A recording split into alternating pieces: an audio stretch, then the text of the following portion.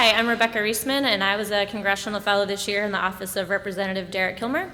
I covered primarily space and cybersecurity in his office, and I'm going to tell you about a bill that I worked on and introduced and I'm now trying to pass through the House.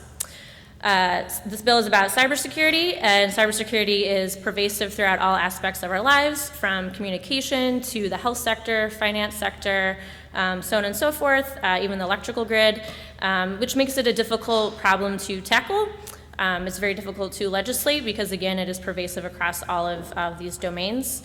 States play a particularly critical role in this area, largely because, take again, like electrical grids or other critical infrastructure, for example, they are owned and operated often at the state level. However, states are not adequately resourced to handle these problems, and as well, cyber is still not sort of infused properly in the way that agencies and companies are run, making it sort of not an appropriate priority.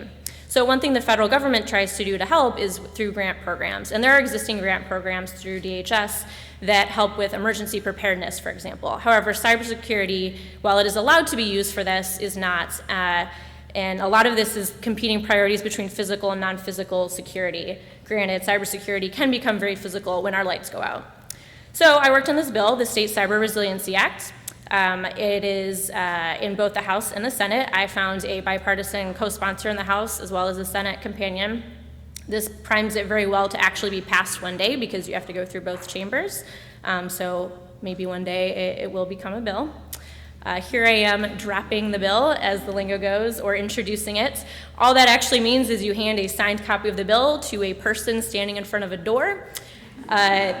They don't let you take a picture of that, turns out. So here I am 50 feet away, pointed to it. So what does this bill actually do? So in short, it authorizes DHS to have a state grant program primarily focused on cybersecurity.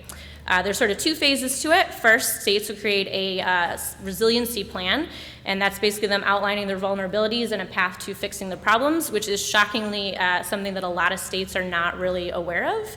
And then the next step would be implementing it. So these are some of the overall objectives of the bill, various resiliency things, information sharing practices. Something that a lot of stakeholders really appreciate is that you can help also mitigate the cyber workforce challenges, and that is something that the government definitely has a problem with, as well as the private sector. These are a number of the organizations that I worked with in crafting the bill language, and they're also, all of these places have written explicit letters of support for this legislation.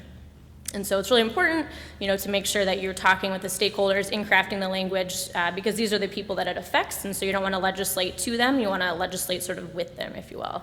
So right now, trying to actually make this bill pass through. The biggest hurdle is funding, trying to figure out exactly how much money is needed for this, and more importantly, almost where is it actually going to come from in the current fiscal climate. There's also committee jurisdiction issues, and again, passing it through both chambers. Thanks.